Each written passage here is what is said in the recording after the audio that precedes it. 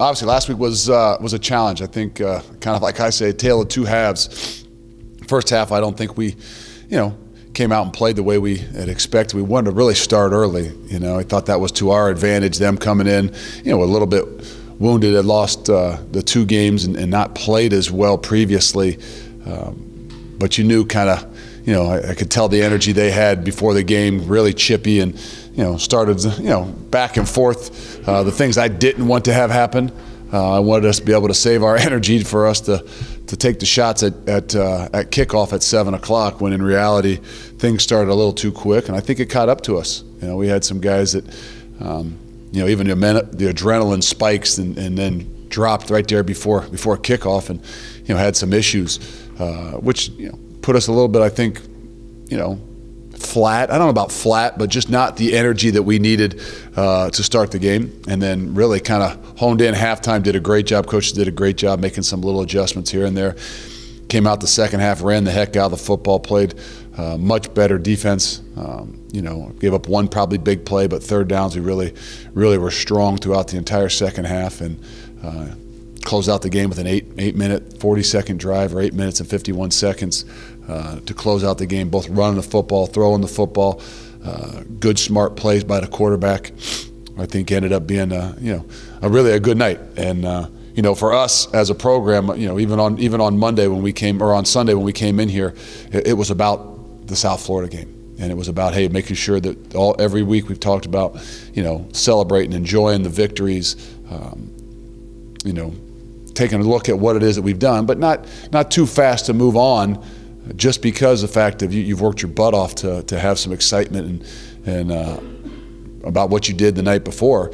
We need to make sure we didn't move on ourselves too quick, and that's what Monday was for, and that's what today is for us to kind of change gears. And we all know it's the excitement and everything behind this week in particular, and I think our guys are excited about it. They understand it. Now we just got to do the preparation we need to do to get ourselves to Saturday, and not be too emotional and too overboard here as we prepare.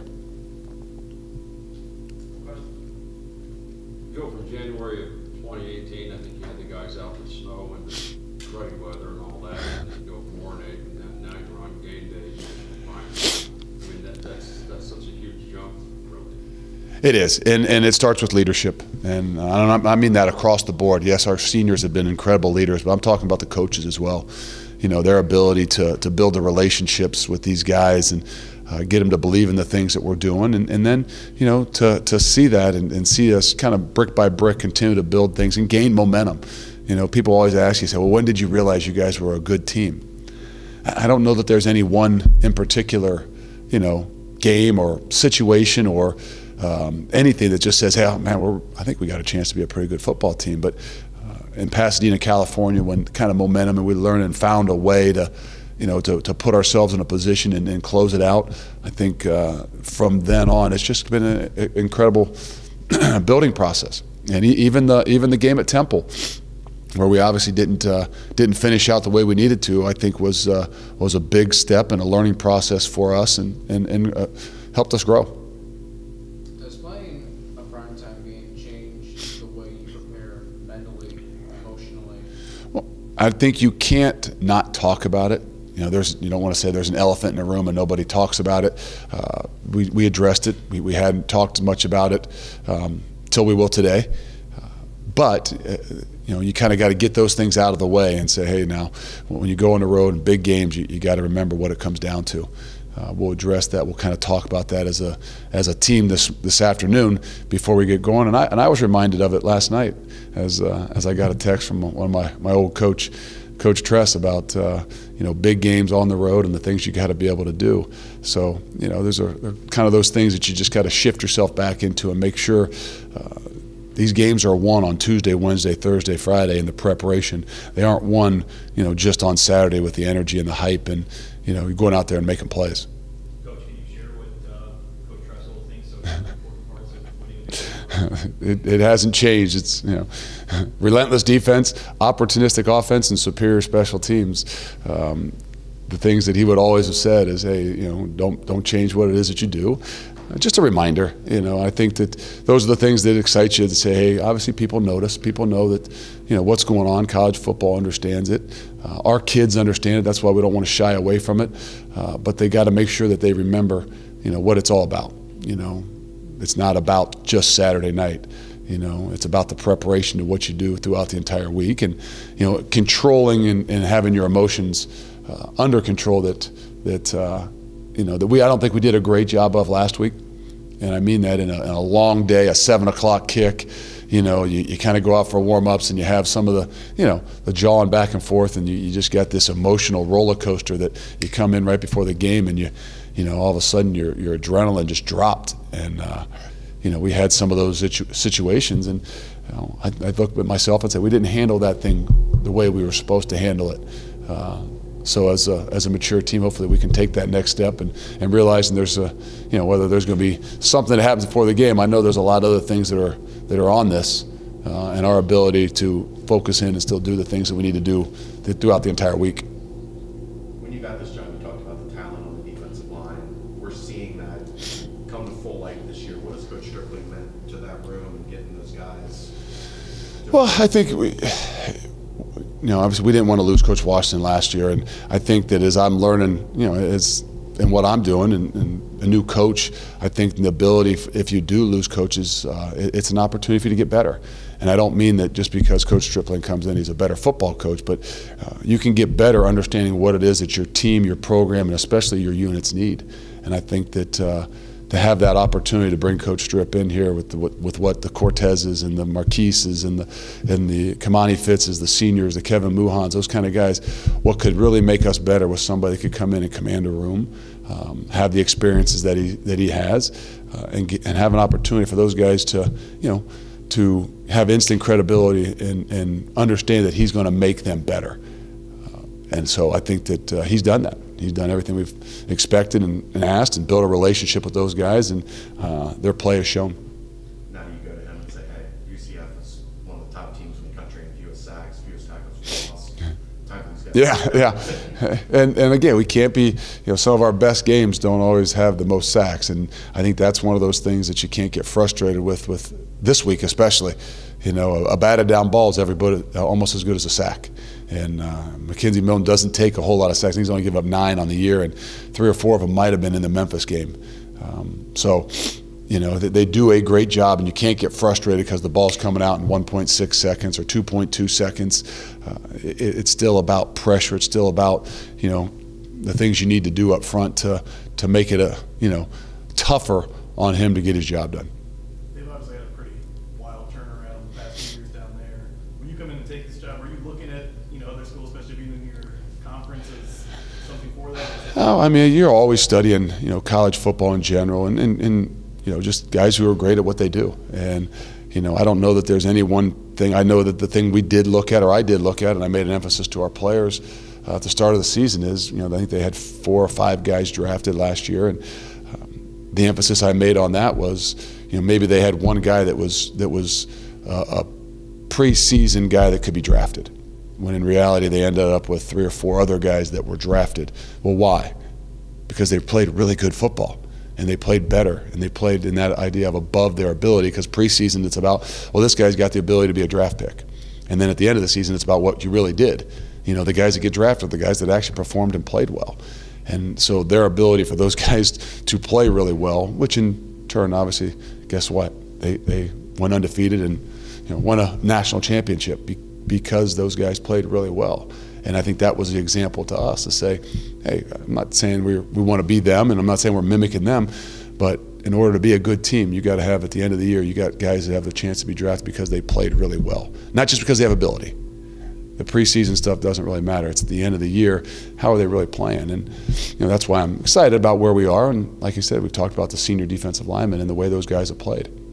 As a coach, do you prefer to have the week not have the hype?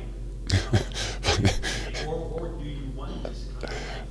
No, I mean, it's a catch-22. You love it. I mean, the campus, you love it for our fans. You love it for our alumni. You love it for our kids. Everybody loves to, have their program and the things that they've done. These guys deserve that. But if you ask me, I'm a little different. I live under a rock, and stay in the confines of a bunker in here where it's, pretty sterile. Meaning you're going to do the consistent things over and over and over again, and your path isn't going to deviate a whole lot. But that's not the reality behind it. So that's why we said you got to be able to address it. You got to be able to celebrate it, and then you got to be able to handle it. And I think that that's the test for us. That's the test, and there'll be today is going out there and making sure that all the talk and the things that you guys have seen or heard or Twitter or your families and the excitement they've got. Okay, 1:30 comes. Check that stuff in, leave it in your locker, and let's go back to doing the things we've done to put us in this situation. Not just for you guys, but can you talk about the meaning for the conference as a whole, getting featured college game day, primetime television? Yeah, I think that's what we've wanted, and I think this conference has deserved it. It just hasn't happened, and sometimes that's not college football's fault or sometimes the matchup just hasn't happened. We all understand that their 22-game win streak and what they did last year. There's a big reason why this college game. Now, again, if we hadn't done what we've done and had we not taken care of business last week, it wouldn't be like this. So with that being said, I think it's a great thing for our conference. I think it's great for college football in general. But I think it's also great for our two programs, and we just got to make sure we can handle it the right way. How are they different under Heupel this year compared to last season? They're actually faster. I think they, even with Scott Frost and some of the things they were doing, they shifted and motioned a little bit more, and they don't do a whole lot of that. I think that they really, really, really are different in the pace at which they go. And everybody'd say, "Well, what do you mean? You guys, they did pace last year." I know, but it's just different. And so I couldn't pinpoint exactly what it is. Well, these guys run more, Q counters than they ran. I just think that they're a little bit faster in what they do. I think they've even put more on the shoulders of the quarterback to make decisions in a really short amount of time. Meaning, 16 seconds the ball's being snapped from the last time the ball's snapped, and that quarterback has 3 reads. I think it takes a really special guy to be able to handle and do all that, to be as efficient as he has.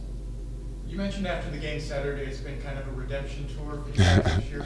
How much do you think that factors into players' say focus or just motivation and playing a team that had their way with them the previous year? Well, I hope they don't forget, but it also you can't let that put anything else in your in your belly. There's plenty of to ride on this. But it's understanding. We studied those things in the off season, and we've learned a lot from it. Hopefully, it's kind of like, not saying Navy, but the greatest thing that happened to us in Navy is we played them and understood the tempo and the pace at which they played at. Not that they're an up tempo team, but when that ball snapped, the triple option happens a heck of a lot faster than you can simulate. And I think going through what we went through last year really helped us there. Hopefully, going through what we went through last year with these guys, it's a different coach and it's a little bit faster, but the pace of which they will play at is something that, hopefully we've got a better feel for. Now we just got to be able to react and respond a lot better. Did you get a tip from Herb Street that this may be happening? When did you know that? No, I didn't know exactly. He let me know on Sunday, but just basically saying, "Hey, I'm gonna see you this week." So I don't know if it was. I don't want to steal the thunder from Kaz. He's the first to know everything. So, I get all my info from Kaz, and I don't want to jump the shark or anything on him. With Milton, he's really, really accurate down the field. What kind of challenge does that present? It seems like he can drop the ball in. He does. It's like I said, the ability for him to throw the ball on the run, the ability to throw the ball the way he throws it, in the time that he throws it, is what's so unique. I don't really know what his complete arm strength is. Obviously, it's very good, but you don't see him just set up and throw a 15-yard comeback to the field where maybe an NFL guy would be like, "Oh, that's what we're looking for." But the ball is out, the ball is on time, the ball is on the point. If it has to be there really fast, it's there pretty fast. If it has to have some air under it, it's got some air under it. His ability to make all the throws that they do and make them very accurately is, I don't say amazing, but I think it's very unique in the timing at which he does it. You talked about your guys coming out a little bit slow.